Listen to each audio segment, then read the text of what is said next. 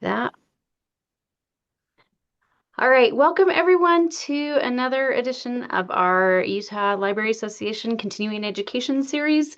We've got Rachel Payne from the Brooklyn Public Library here. She's the coordinator of early childhood services at Brooklyn Public Library, where she develops new initiatives and supports staff development. She frequently writes about early literacy for national publications, which I read all of her board book roundups all of the time and all of the magazines. And she presents on these topics across the United States. Her debut picture book, Let's Rumble, a rough and tumble book of play, was a Clell Bell Awards shortlist, and it was fantastic. So we're really excited to have her. And Rachel, take it away. Thank you. All right. Well, thank you so much, Joella. And we're sort of doing an exchange. Joella and her colleagues going to do some training for us at BPL. So this is a fun way to go about it. I like the barter system. So I'm happy to be here with you all. If you're watching the recording, hello in the future. Um, so I'm going to talk about child development in the context of what kids like to read at different ages. And I'm going to focus on 0 to 5 since that's my where I tend to focus. And I may spend a little bit more time with 0 to 3 because I feel like that's an area that some of us are like, we can't, we don't get much feedback from those little guys about, they can't verbally tell us. We can figure out in other ways about what they like. But I'm going to share my screen. Where's the right screen? Okay.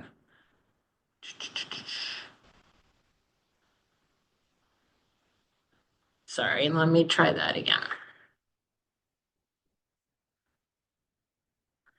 I had the wrong window open. Okay, there we go. Too many windows, as you will see. All right, here we go. And let me know if everything looks good. Feel free to tell me. Sometimes Looks when good. things look all right. Sometimes like black boxes appear. I don't know when I present it. Okay. All right. So, yeah, thank you for the introduction. I have my contact information at the end. So if you have any questions, I'd be happy to answer them. So before we get started, I do just want to do a little icebreaker. I know there's a few of us here. So if you would like to play along in the Menti, I'm going to see, I put something in the chat. I'm just going to share it. It may not work with just a few of us, but we will try. I will play too. So I want you to think back. I'm not going to ask you what the memory is, but how old are you when you think of your first memory? What age are you? And it could be an estimate if you're not sure. So let's see. I'm gonna do my own as well. We've got one response so far. So I put the link in the chat for you to use. And then there's if you're on watching the recording, then it's probably not going to work. But you can also go to Menti and put in that code. So let me do that for myself as well. And we'll see what we get. And you do have to press enter at the submit at the bottom. I always forget to remind people about that. So if you haven't done that, all right, let's see if we've got some responses. Doesn't always work with very few people. Oh, well, we actually basically, okay, so all right, I'm gonna share that screen now so you can see what the results are. All right. So this is usually what I look for. I hope we get sort of like, because often whenever I do this, we get sort of like, a little mountain graph curve. And generally, this is sort of how it looks whenever I've done this exercise with people. And if you think about it, these are when people's first sort of, narrative kind of memories that happen. Like this happened, then this happened. We weren't here. We did this. I saw that, those kind of memories. So does anyone want to share in the chat or maybe share by voice, what's happening around developmentally around that age? If you want to share in the chat, that's great. Or if you want to come off mute to start talking. Um, You just want what, like what we did. What What was happens the memory? developmentally around that age when we are all saying that our memories happen between like ages 1 to 4 years? There's a lot of happening developmentally, I was gonna but say there's so much happening developmentally. yes, yes. But that's when like I'm the one that said 4 years old, and that's when I started realizing like what was going on and what was memories and what was real and what wasn't. Because mine was a memory of trying to remember what was real and what wasn't, and I was able to talk about it, and I was able to like tell the Mm. story about what it was. You said the key word talk. And somebody also put that in the chat. They said speech. So that's when there's a huge amount, and there's a lot of stuff going on. So that's a very loaded question. But there's a lot of language development happening with kids in those age ranges. A huge explosion in language development, particularly expressive language, is happening. So, and they've done studies where they've really sort of mapped that, your memory formation is really linked to your linguistic centers in the brain. So, sort of in terms of your narrative, kind of this happened and this happened, this happened kind of memory. So that's why we don't really have those kinds of memories before the age of 1 or 2. Some people have them a little bit later than other people, and it's very very variable, as we know child development is. But so that's really interesting. So I think that's why sometimes I really spend a lot of time working with staff on early childhood stuff, because we don't have clear memory. We can probably remember what it was like to be in first grade and second grade and all that, but we don't have a lot of clear memories of what it was really like to be a baby or a toddler or even a preschooler. So, all right, well, thanks for playing. All right, well, moving on. So what I'm going to do is each sort of age range that I'm going to focus on, we're going to talk a little bit about what kids do at that age. Of course, there's so much going on that we could spend, all day just on infants, but this is just going to be a little crash course. I do this training a lot with new staff, and I do it with our teen interns that we train in how to do early literacy and stuff like that. So I just for fun, I put a lot of links to videos within each slide that are sort of fun YouTube videos showing kids at those ages doing the things that kids do, particularly focusing on how they use language and speech. So if you want to dig in even more, you can click on those video links, and they're very entertaining, and they're a fun way to, if you need some therapy for the day, watching videos of babies on YouTube is my happy place. So, you can enjoy that. But when we're talking about newborns, and the things in the yellow boxes are sort of some things to think about in terms of, when we're reading or sharing or having these little ones in our programs. So they're going to see clearly within about 13 inches. And if you think about that distance, I'll go to the next slide just to show you, because this is me with my kiddo. That's about the distance here between a mother or a parent's face and the baby if you're holding them in your arms. So it's about that distance. So they're sort of almost primed to interact with their caregivers at that age from how they can see. They're going to see all colors, but their eyes are still learning to focus. I think a lot of people think that babies see in black and white, which is not really true. They do, but those high contrast colors are much clearer for them because their vision is blurry. Colors like red, bold, primary colors it's going to be easier for them to see. They grasp a lot and put objects in their mouth. Short, frequent interactions are best rather than trying to, read, a long book with them, catching them when they're awake and alert to read with them rather than, you know, finding a time that works best for the family, is always a good thing. And of course, that age their head, particularly, the first 3 months needs a lot of support. So if I ever have a very, very young baby at, our Babies and Books program, which is what we call our programs for little ones here at BPL, I always just, remind the parent like, oh, we're going to do a lot of bouncy rhymes and, just, your child best, watch out for their, remind them about the head support and all that. So those are just some things to think about. I also included some other things. So if you want to come back to these slides as sort of a primer for child development and things that they do. So you can come back and look at that.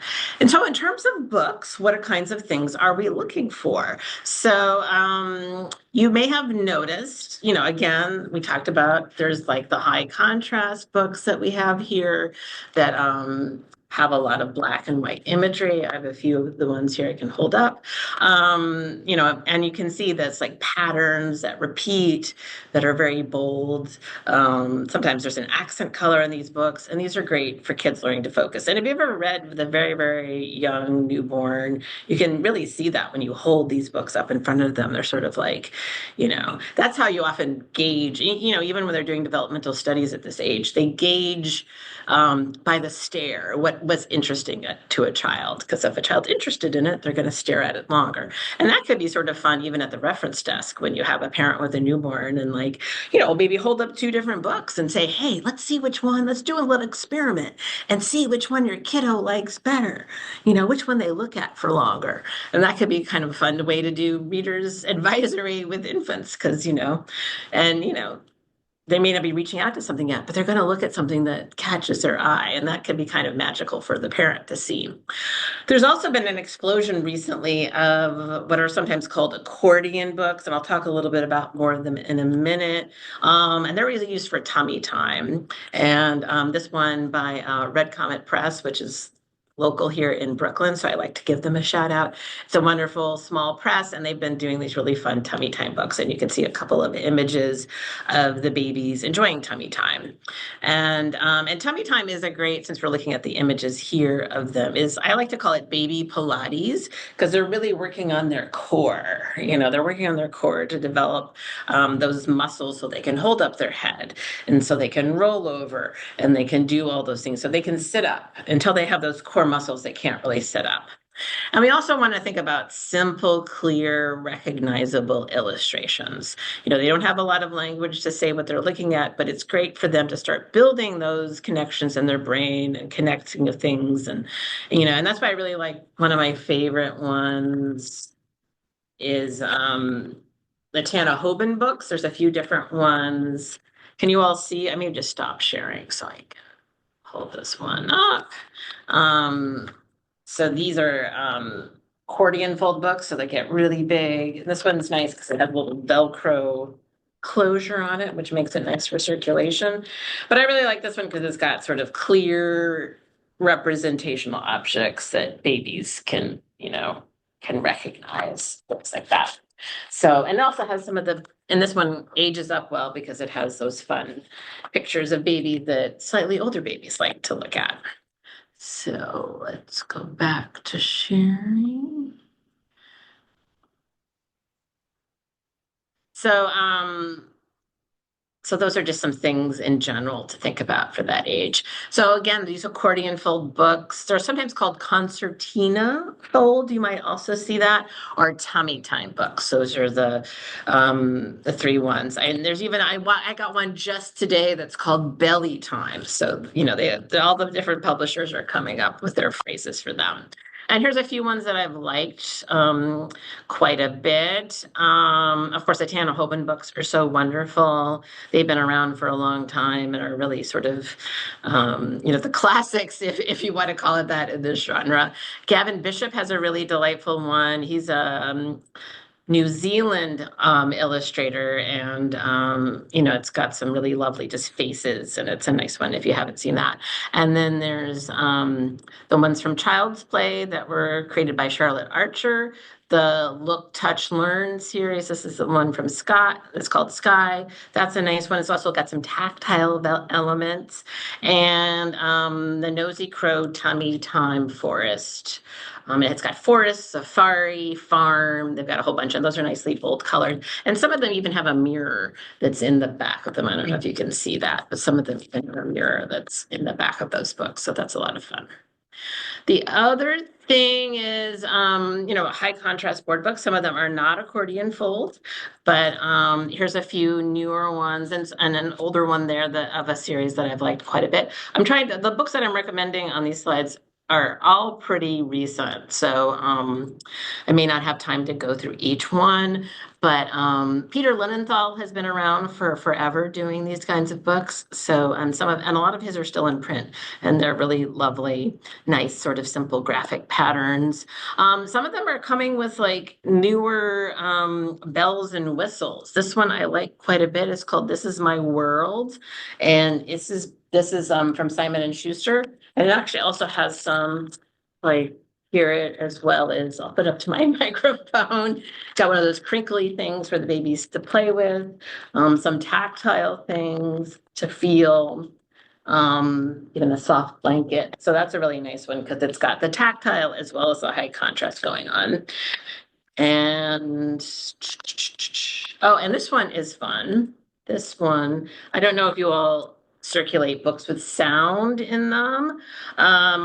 Sometimes if our circulation folk, I mean, if our collection development people don't want to add it, I just say, well, we'll add it to our story collection because it's a fun way for the kids to play with it, and we'll just use it in that. But this one is fun because it's got little buttons for the kiddos to push and they can hear a sound. So let's see if I could get there's the frog or the elephant's fun.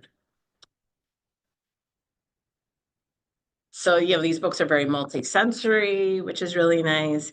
So there's a few other high contrast board book series that are there. And I have some lists of some of these books at the end. So don't feel like you have to take notes about all of them. So, all right, well, moving up to kids that are slightly older, so 6 to 12 months, they're starting to get a little bit more interactive and they're trying to grab things, bang things, drop things, and they're really learning through that, learning about cause and effect. They're learning about, what happens, and in context of a book, they're learning what happens when I pull on a page or you know, grab a flap or and so they're learning of like the cause and effect even within a book. So that's really important to let them have lots of word books that are sturdy, that are robust, that are going to withstand the toddler, I mean the baby pummeling. They're going to start pointing at objects. Could be really exciting when you're reading with a kid that age. So they may even start to be able, you say something and they may be able to start to point to it, or even they'll point, maybe not quite so much at that age, but they may point to it and then you could say, oh yeah, that's an elephant, if they point at something that they're interested in. They're starting to respond to language and gestures, so they may even start waving or doing some things. They'll enjoy peekaboo. So of course, Lift the Flap books are a ton of fun at that age. And then they can sit up independently. So even start to exploring books on their own when they're sitting up. It's always encouraged parents to have books around when the kids are playing. Put board books around for them. I didn't bring any cloth books, but those are really wonderful. We don't typically circulate in those in the library. Sometimes our staff might have them for their baby story times here at BPL, but we don't really circulate them. So, but having lots of books around for them to explore at that age is really great because they're becoming a little bit more independent. So, so here's some books that I really enjoy for this age. I just put a few there, but just some things to think about. They really enjoy books with photos of other babies. So there's a whole bunch that you've probably come. I have so a few more on another slide, and and the Hello Baby series is really great. That has different words in different languages of people saying hello. So that's a really nice one for a story time if you have a diverse story time audience. I didn't bring an example to hold up, but the Indestructible series is really great. They are books that are they're printed on kind of like a Tyvek material. So I like to think of them as paperback board books. We don't really circulate them at BPL because they're so thin and they kind of get lost in the shuffle. But what's really nice is to use them at a baby story time. And if you have funds, buy multiple copies of, so you can, with your group, model reading aloud together. And, and you can give everybody the same book and they can enjoy reading that as a group if you're doing a baby story time. So that's how we use those. They're also really great for outreach. I know library systems that sometimes take them for outreach purposes if you can do book giveaways because, It's a lot lighter than carrying, 20 board books. You can carry 20 Indestructibles, and they're very light. And those are published by Workman and are a nice series. And then A World to Meet is just really a lovely book that came out last year from Rise Penguin Workshop. And it's got everyday objects that are sort of clear and easy for kids to pick out. So that's a nice one to do. And we also, we're looking again for sturdy books. And then, topics should be about everyday situations that kids can recognize, really trying to build their language. And, they don't have a lot of language at this point. So they really need to see things that their parent or caregiver can name for them to start to recognize and help build those language skills and build those brain connections. So as we said, of course, babies love pictures of other babies. There's so many wonderful series to explore. The Global Baby series, I don't know if you're familiar with that one. They have some bilingual versions of their books in Spanish and English, but they're really delightful. Global Baby Grandparents, I think, came out last year or the year before, and that is, a great grandparent gift. Our and it's just a delightful one. Or if you do any, programming just specifically for grandparents. We Can't Wait to Hold You is really lovely. It's by Richard Van Camp. It has a lot of indigenous families, um, you know, excitedly awaiting the birth of a second child. So I love that one for siblings as well as for little ones. It's a fun one for if you have a mixed age story time. That's a fun one to read. And it just came out this spring. And here's a few more. Of course, Give Me a Snickle is really delightful. That won the very first Margaret Wise Brown Board Book Award. So if you don't know that one, that's a delightful one to read aloud for story time. And I really love the Babies and Bunnies book is just perfectly adorable, perfect for spring.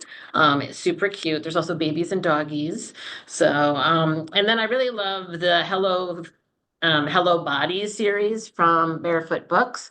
They're really, really, diverse, inclusive, lots of different family configurations in this book. And I really like this one because I don't know if you can see it. You can probably maybe see it on the larger image on the screen. On the cover is a child that's using a feeding tube. So I just love and there's also a child with a cleft palate in the book. So it's just super inclusive, of families that are from different backgrounds and situations.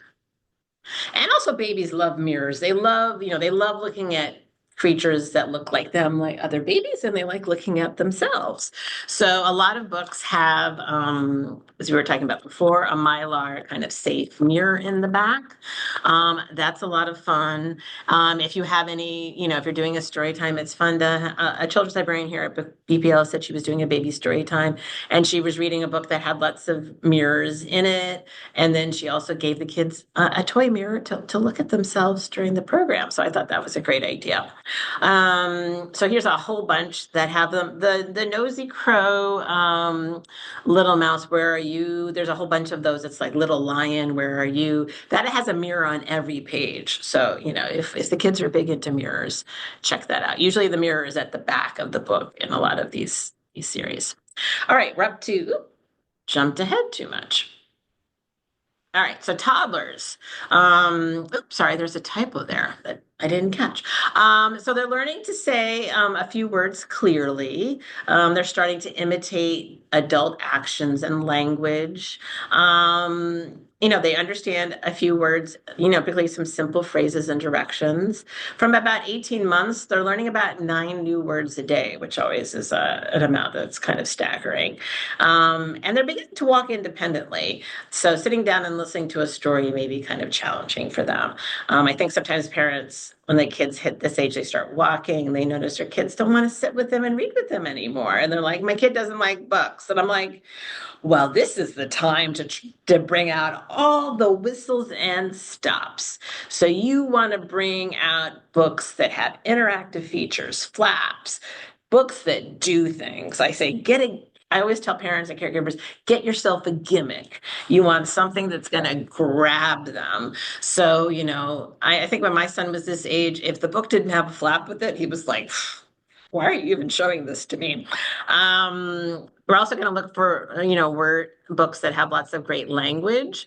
I love concept books, but sometimes the language in some of them can be kind of a little bit limited, like triangle, square. I like books that have a little bit more meat to the language if I'm going to, share them with families in the context of a story time. So, things with rhythm and rhyme and repetition are really great, especially and especially if there's actions and sounds to mimic. Kids at this age may not be saying the sounds quite as much in your programs, but they may start to do the gestures. So if there's something that gets repeated and you can add a gesture to it, that can sort of, kind of like baby sign language. They sometimes start to do the gestures before they start to share their expressive language. And again, the picture should be recognizable and easily identifiable. I mean, I love children's book illustration, but, and there's some stuff that's gorgeous for older kids that's very slightly abstract and unique and using materials in a really unique way, in an artistic way.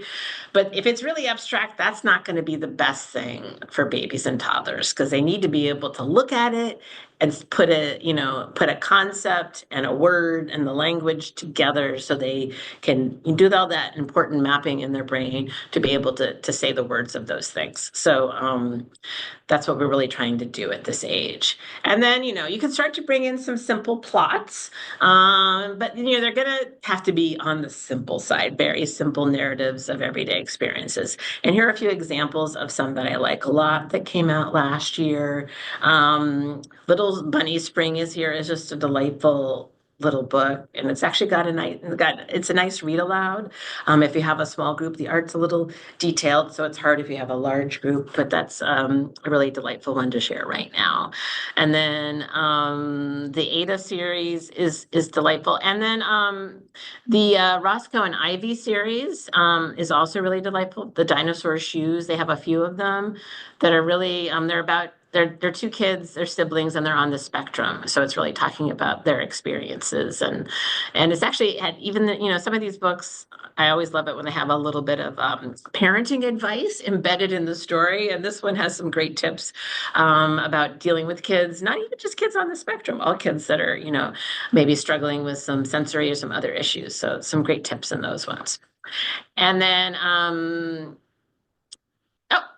sorry, I gave away. All right. So my question for you, and it may be kind of obvious, which book do you think would be more developmentally appropriate for a toddler? And why would you think that? Anybody want to come off mic and share, or do you want to put it in the chat? I think somebody put something in the chat. I will take a look. The one about the birds. I wonder why. Don't we want them to know about quantum physics? I mean, come on, we got to start them when they're young, right? We got to get them, They've we got to want to learn about compete. the world first, then they can start to get into quantum physics. Okay, thank you. I was being devil's advocate, obviously. So there's a lot of board books, particularly STEM books, I've noticed that they're perfectly fine. They have interesting visuals. If a parent is very excited about quantum mechanics, maybe they're a theoretical physicist. It's a great gift for them for maybe a baby shower. But I always and these books have been quite popular. There's a few different series, and but I really find that they're really, really super abstract. So for babies and toddlers, we really, STEM is great to introduce for them, but I always say that it should be about things that are concrete, things that babies and toddlers can see, hear, taste, smell, and experience. So quantum physics, maybe not so much, but gravity is not a bad concept to introduce to, everybody experiences gravity all day long, and they understand falling and they may not, understand, forces in motion and all that. And, but it's, that's not a bad concept to bring into them, something about, and I really love this series that's from Abrams. There's Who Laid These Eggs and Who Dug These Holes. And they have flaps and they show you the animal that you know, did the thing. And it's a fun one, and it's got some great science information in there for them, but it's at a level that they can understand. And that's so if you're thinking about books to recommend, it's fine if these are in collection. They are in the BPL collection. Parents enjoy them. It's not going to necessarily hurt the kiddo, but I always sort of think like if parents think their kids are going to understand quantum physics, maybe if a parent wants to learn quantum physics themselves, it's a good way to go. But all right. So again, toddlers love interaction. So there's so many fun books that have lots of interactive features in them. I brought a few, oh no, I brought one that I was going to show, and that's the one here in the middle called Don't Mix Up My Puppy. And I like it because it's got a tactile element in it, and it's also got a dial that you can spin, and you can match up the tail of the animal. Can you guys see okay, or should I stop sharing? You can see okay. So that one's super fun. And there's also Don't Mix Up My Dinosaur. Can't remember all the different ones, but there's a few fun ones. So there's a couple, I put sort of the feature that's in these books. So there's lots of really fun ones. And all of these are from the last few years. Jazzy in the Jungle may be on the little older side, but I couldn't resist putting a Lucy Cousins book on because her books are so delightful. But they're just really fun. And I think kids, you know, of course, they've started to develop the fine motor skills where they can turn pages and lift flaps and do things. So, of course, they're going to want to use those skills. So, it's really important to have things where they can, build up their fine motor skills. And that's going to help them later when they start being more comfortable with turning paper pages and doing those things. So, all of this, and, it's leading up to writing when they get to school. So, all of this stuff is important. Reading books is, I think we focus a lot on the language development piece of it as librarians naturally, but I think we sometimes forget some of the fine motor and other skills that they're developing by reading a book. And then I think if you're moving into interactive books, always think about safety. If pieces of flaps have come off, are they about to come off? You might need to weed these books more often. So definitely, weed that one if you think it's a problem. They've gotten pretty good about this in the publishing. When I first started doing this work, maybe 10, 15 years ago, there were occasionally a book that would say on the back, choking hazard, not for children under 3 on a board book. And I was like, why? So, I probably am not comfortable putting those in a collection. I do see those occasionally, so just keep an eye out for that when you're thinking about your own collection development. All right. So now we're moving up to toddlers, slightly older toddlers. And of course, some of the blonde kid that you see in all these videos is my kid. So he's now 16. So a little bit, but I feel like this is, you have a mom that does this kind of stuff. So she's going to share photos. Um, so at this age, they're pointing to common objects when they're a name. So they can really, if you say like cat, they can often sometimes point out, the thing in the object that you're talking about. They're beginning to, join words into phrases a little bit. They may be short 2-word sentences, but they're beginning to do that. They're showing awareness of and expressing feelings. They do that from a younger age, but they can sometimes even put a little bit of language to that. Of course, we talked about their fine motor skills, which is continuing to develop, and they're learning to group objects by category. So concept books become a little bit even more appropriate. I think sometimes people bring in concepts for babies, and that's fine. Sometimes that's a nice way to frame a story, but I think they work better at this age because the kids can start to grasp more about what the concepts are about. I think earlier they tend to be a little bit abstract for them, but sometimes they're just a nice way to frame a story, and that's perfectly fine. I should say, I didn't say this at the beginning. I should say a disclaimer that, I'm talking about typical development, but, kids develop in lots of different ways. Sometimes kids have delays, sometimes they have disabilities, sometimes there's other reasons why they're not developing in a typical way. So if you ever have parents that have any questions or concerns. It's good to know about what are some of the resources in your community that they can call. Early intervention is a wonderful program. Sometimes it's a little bit of a game to get your kid evaluated so they can access that services. I knew my son had a speech delay, but I had to go through the early intervention twice in order for him to get services, even though I knew that there was an issue. But I had to jump through those hoops a couple times. So sometimes it can be discouraging, but keep at it, and just I never like to diagnose a child with a parent. I'm not a developmental person, but if a parent comes to me and says, I have questions about my child's development, or I have a concern, I always try to give them the resources. I never want to say, well, I think your kid may be on the spectrum. I'm like, that's not my job, and it's not your job to ask either. If you think, if a parent comes to you and shares that information, that's fine. But I always tell our staff, of course, if you've met one person with autism, as they say, you've met one person with autism. So don't, or any other disability for that matter. Things can manifest in lots of different ways. So that's not our role. It's not our role to diagnose, as I'm sure you know. But it is our job to be a resource hub. So we can be the resources and help people connect them with resources if they want to get their child evaluated or want to access these services. So it's good to have that information at your fingertips. All right.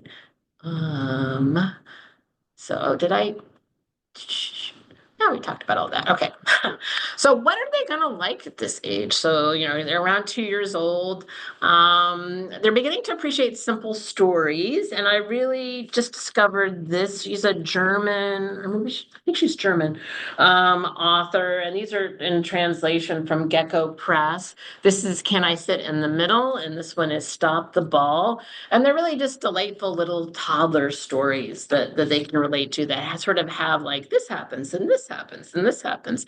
So bringing those narratives is really great. And, that's a good way for them to develop their narrative skills. Of course, they're learning to turn paper pages at this age. Sometimes kids are ready to have the paper pages and move on to picture books from board books, and some kids need a little bit more time. So it's really just, it's great to have lots of different kinds of formats available for them to explore. And I think even sometimes kids with disabilities or delays, sometimes having those board books that can skew up are really helpful because then they can do some more practice because they may need a stiffer page to help them out. And of course, again, they're still going to love those interactive books. And I repeated the same point twice. Well, it was so important. They enjoy simple narratives. And then, of course, rhythm and rhyme and repetition, is still really important. Books at this age, like Chicka Chicka Boom Boom, those classics, Brown Bear are so great because they have what I like to call the 3 Rs, which are so great for giving kids some hooks into developing their language skills. So, and I think it's great to look for books that have some refrains or some repeated words for kids to join in. They're really starting to do a lot more of their own expressive language. So I'm sure you may know the difference between expressive language and receptive language. If you don't, just quickly, receptive language is what kids can understand and hear and can recognize. Expressive language is as it sounds, it's what kids say and share and speak. So we really want to give kids as much any opportunities for this. And that's so much fun in story time when you have refrains that people can shout out and join in on. Of course, sometimes kids don't do that as much when they, have a story time. Sometimes parents are like, hey, say the thing, and the kid's just not saying it. Sometimes kids just need to warm up. So, but I hear stories like, well, they weren't saying it in story time, but they went home and they said all the words with me. So sometimes they just need to be in a comfortable environment. So it takes a little bit of time. But here's a few of my favorites. Some of them actually, Pouch and Bibimbap, were picture books that actually got reprinted into board books. So sometimes board books that work really well, picture books that work really well for a younger age often get a second life as a board book. And sometimes the board book is preferred over a paperback picture book. So that can give things. And those have some fun refrains for the kids to jump in on. And I love Pouch because that's almost a sort of a little story about separation anxiety told between a kangaroo mama and her Joey. Of course, Subway is a hit in here in Brooklyn, and it's got a lot of repeated words. And if you have train enthusiasts where you are, I think that'll be a lot of fun. And then there's some others that I really enjoy. And there's two that I like. Toddler Talk, that series is from Nosy Crow, and then I Can Say Moo. Let's see, I thought I brought that one with me. Oh yeah, I do have it. This one is fun because this one was written by a speech language therapist. And here, I'll stop sharing my screen just real quick. But it's got some nice sort of, phrases that toddlers often say at that age, and it encourages them to chime in. So this is a nice one. And we can work with, a slightly younger age this year. So that is a great one to share. So I like books that looking for story time or even ones to recommend to families, books that they can chime in on. So how are we doing? Okay, we're doing okay for time. I'll scoot along. So there's not a lot of these, but I really love this format and keep sort of trying to encourage publishers to do more of it. These are kind of like in between board books and picture books. I like to call them transitional books or Pajama Press, which is a nice one. They publish a lot of their books in this format, and they call them Toddler Tough.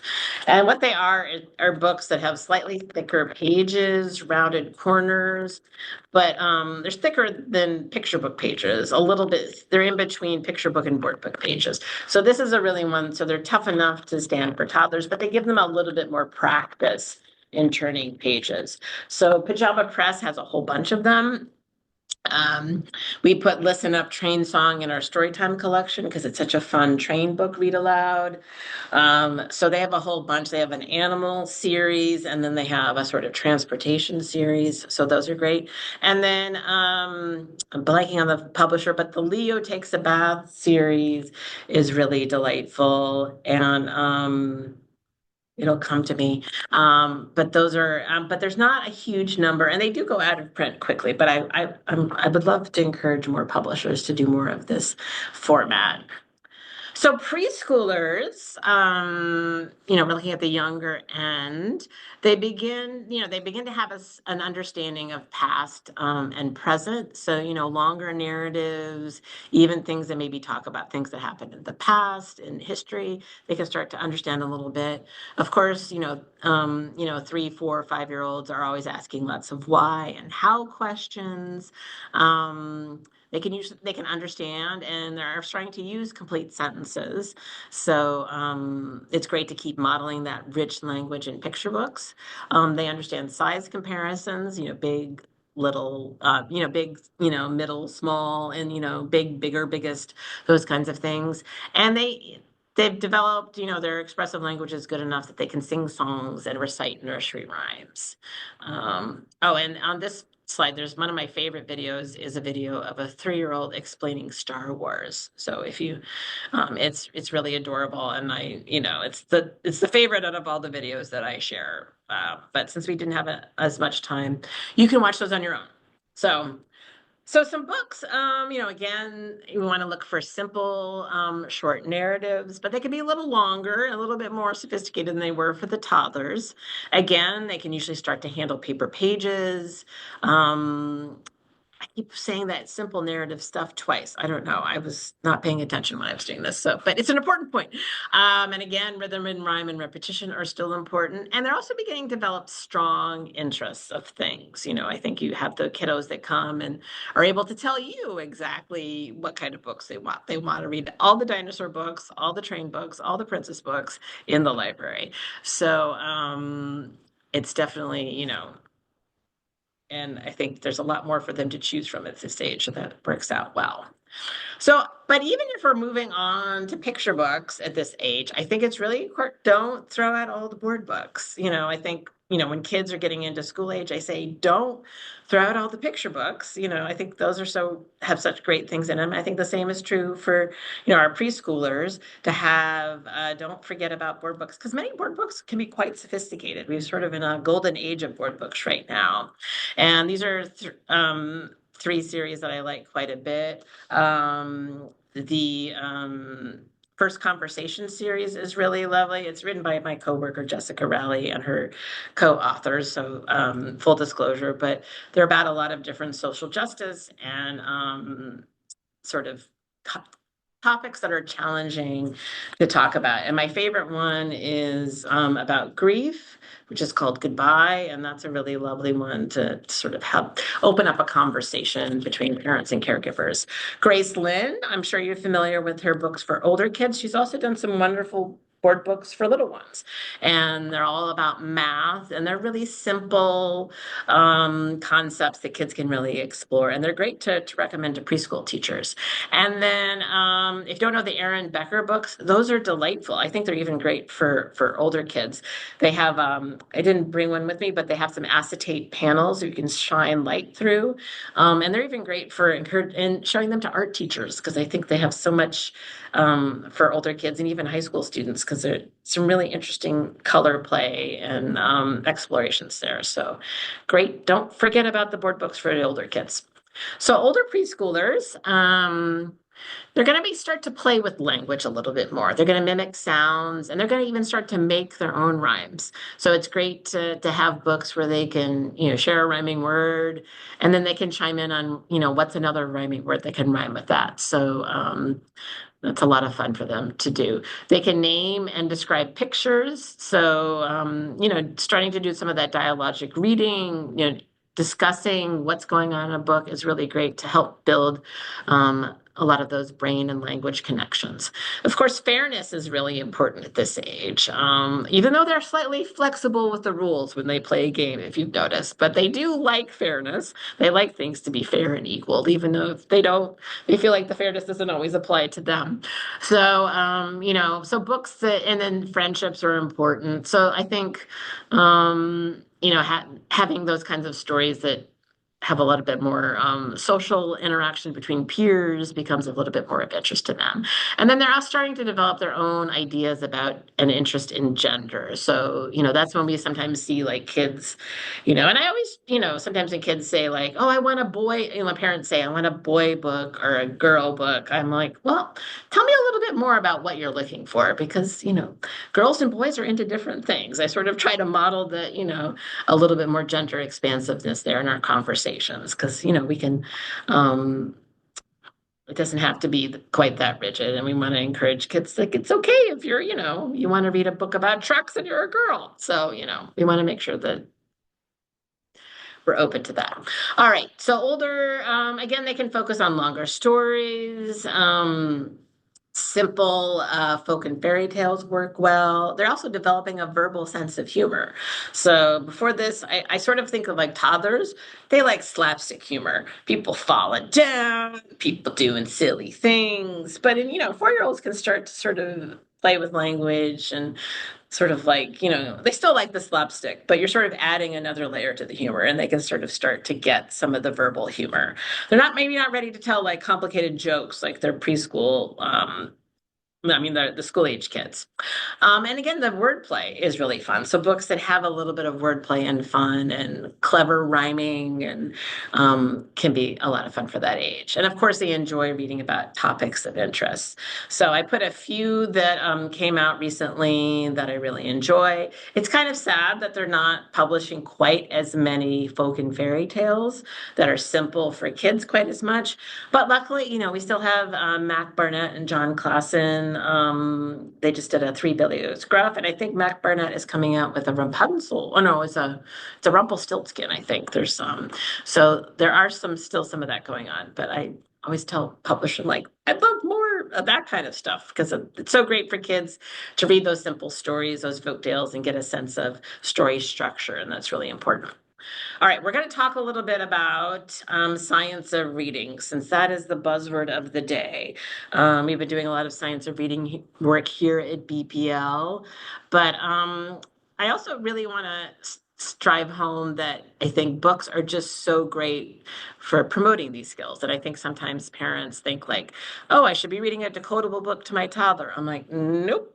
You should really be reading language-rich picture books that are going to help them develop the skills that are so important for building the skills that they need when they start learning how to read. So, if we're thinking about, you know, and so there's so many, and I just put a few examples here. Oh, oh well, I got two there. All right, it's okay. So, I think like rhyming books that are really fun to read aloud. Like I love Jan Thomas's books, Rhyming Dust Bunnies, and here's her latest, A Scrub in the Tub.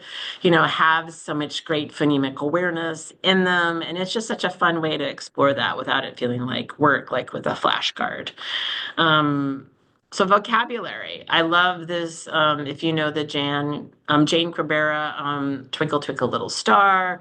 It has so much great, rich language in it, like glistening, twinkling, flashing. So much great, sort of rich synonyms for the same word, and so much great vocabulary building. And I'm delighted that they came out with a bilingual board book version of that book. So that's very exciting.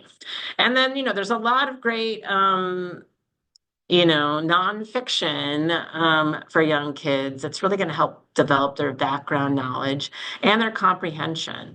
Reading about topics that they're excited about. The National Geographic Little Kids series has some great sort of nonfiction, and they've got great sort of wonderful photographs that kids often sort of hunger for. I mean, I love, beautifully illustrated picture books and board books, but sometimes the kids just want photos and they want to see what things really look like. So the National Geographic series is great for that. So, and so I think, even though we're talking a lot about, the big six skills for science of reading, we also want to just remind parents of young children that, all the five practices that we used to talk about in Every Child Ready to Read are still important. And they will really help lay the foundation for those six big skills. So we should be continuing to read, talk, play, and sing with the kids to support all of this development. So, all right, we're up kindergarten age. So they can see another person's point of view. There's something called theory of mind, if you've heard of that. This is the idea that you can you can understand that a person may have a different idea in their head than you are. So that's why sometimes kids at this age start lying. Because lying, you really have to be able to say, so I always feel like my parents are like, oh, my kid started lying to me. It's terrible. I'm like, well, that's not a terrible thing. They have theory of mind and they understand that they have a different idea in their head than you do. So that's the silver lining there. And they're, again, they're developing more of a verbal sense of humor. You can start to do more jokes and riddles. They understand concepts of yesterday, today, and tomorrow. And I think this is just phenomenal. They understand about 13,000 words, which is just kind of mind blowing. They may only use about 1,500 to 2,000, but they have a really amazing vocabulary that they can for their receptive language that they can understand. So, and that's just something that we want to keep building. So keep reading those language-rich picture books, even when they're learning how to read. So I think we're running out of time, so I'm almost done. So just quickly, again, those simple folk and fairy tales are so delightful. Reading chapter books is great, particularly ones that are more developmentally appropriate. I think sometimes people want to jump to things like, Harry Potter, or some other very sophisticated book, or, but sometimes those simple chapter books, or sort of those bridge books, really work well as read alouds for kids of this age. And more sophisticated picture books are really great. I Want My Hat Back Again. That's really about, you do have to have theory of mind to read that book because there's an unreliable narrator in that. And, a toddler, they did make that book into a board book, which I find interesting. But I don't know, I think toddlers will appreciate, the simple imagery, but they're not going to get the unreliable narrator, and that's okay. They can come back to it again when they're older. And Miss Taco is just an adorable, really delightfully funny picture book. So check those out. Oops. Sorry, I'm getting okay. So now we're coming to the end of early childhood. Again, this is my kiddo, and we're at the age where between when if you think of very young kids, when toddlers they have a lot of that baby fat. They have those chubby cheeks.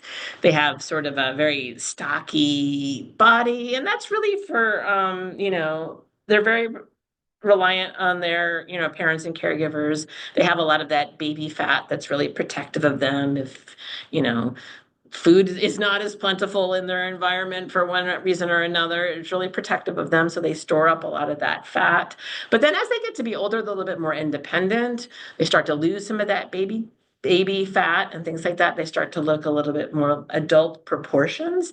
And we're really coming to the end of the early childhood years. And this change is almost as significant a change in development as the adolescent years. There's a lot of synaptic pruning that happens in the brain. Not a bad thing. They're getting rid of brain connections and synapses that they don't use quite as much. So they can really focus on things. And they're also able to think a little bit more abstractly at this age. So this is why around societies around the world start teaching reading between 5, 6, 7 years old.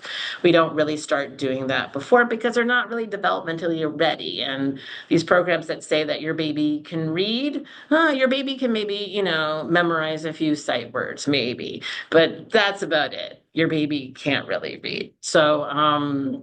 But you can do a lot to get them ready for that. And I think we're coming to the end. Thank you so much for spending this time with me. Here's a whole bunch of book lists about some of the things I talked about today. And here's some early childhood book review sources. I put images of all the Margaret Wise Brown board book winners down at the bottom. If you're not familiar with that book award, that's really lovely. And some other things. I did a lot about board books. I sort of major in those, but lots of great. And here's my contact information. If you have any questions for me, I'm happy to see if I can help. So, Wonderful. Thank you so much, Rachel. I really appreciate you coming and oh, doing this good. for us. Well, I'm glad I hope it was helpful. Um, and I hope you guys are doing well out there in Utah. So, Thank you.